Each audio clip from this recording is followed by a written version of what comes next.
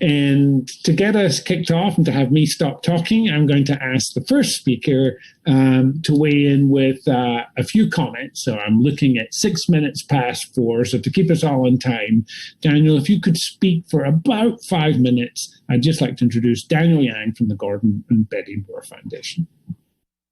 Thank you, Derek. I wonder if I even need the full 5 minutes. I feel like it's hard to follow up on all of the amazing presentations that have been given. And to be honest, I'm here as a student, not as one that has tremendous insight to share. I think really this workshop has been an opportunity for us at the foundation to crowdsource our thinking of how can we have the greatest impact in improving sepsis diagnosis. And it's just been an absolute pleasure to hear the diverse perspective of so many different experts, from machine learning and artificial intelligence to quality improvement, to really better understanding the basic science and epidemiology and questions of disparity. So I think that we have a lot to synthesize and a lot to learn. I do want to just bookend one of the comments that my boss, Harvey Feinberg, made early on, and just this notion of diagnostic excellence. And just want to reflect on that concept after all the presentations we heard. I think to me, it's more relevant and I think came to life some of those tensions between accuracy versus timeliness, thinking about issues of cost, thinking about the patient's perspective as well as the clinician's perspective. And that really diagnostic excellence, I think the only way to define it is really if you capture all of those elements.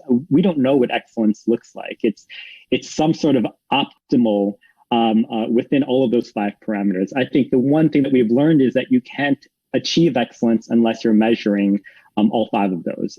One of the things that we try to avoid at the foundation is this squeezing the balloon problem. If we're trying to minimize a time to diagnosis, are we leading to bulges elsewhere?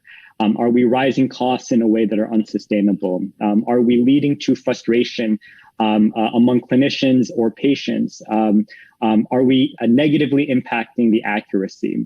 I think in an ideal world, we're able to move the needle on all of those fronts in a positive direction. But we know that in the near future, I think we have to think long and hard about what those trade-offs are.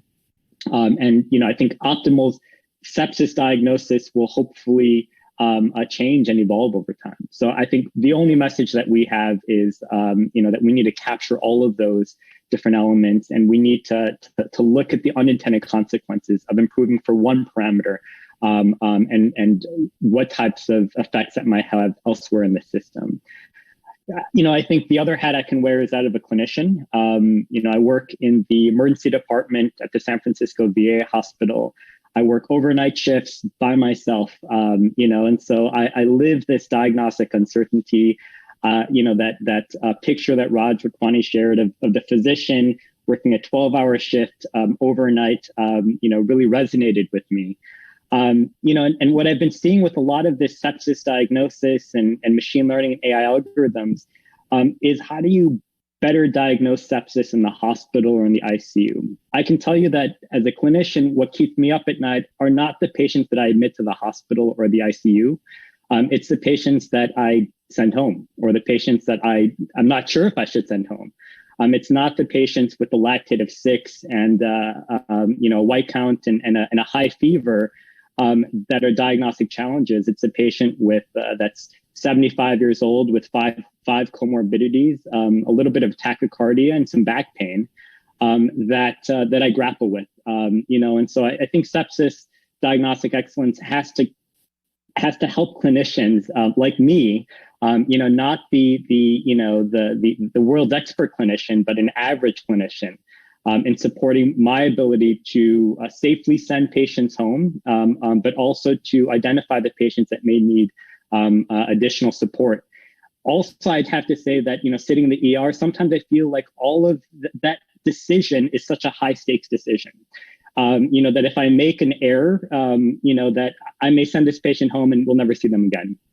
I think sepsis diagnostic excellence is more than just a single clinician at a single point of time. I would love for the system that I work in to really support me, and so that if I do make a mistake, and I'm sure that I have, that there is a backup behind me to ensure, whether they're automated AI system, whether it's just a person, a nurse on the phone calling up the patient in 24 hours, to make sure that they're actually doing better and that I didn't make an error. So I think diagnostic excellence has to think in terms of a longitudinal journey, as opposed to just a single decision at a single point in time. And so, I really am curious to hear the insights of other people on how they would spend $10 million. I think that that's another opportunity for us to crowdsource from the inside of this group and from the audience as well. So if you have other ideas or concepts, we hosted this meeting to really to source good ideas from the field. So thank you.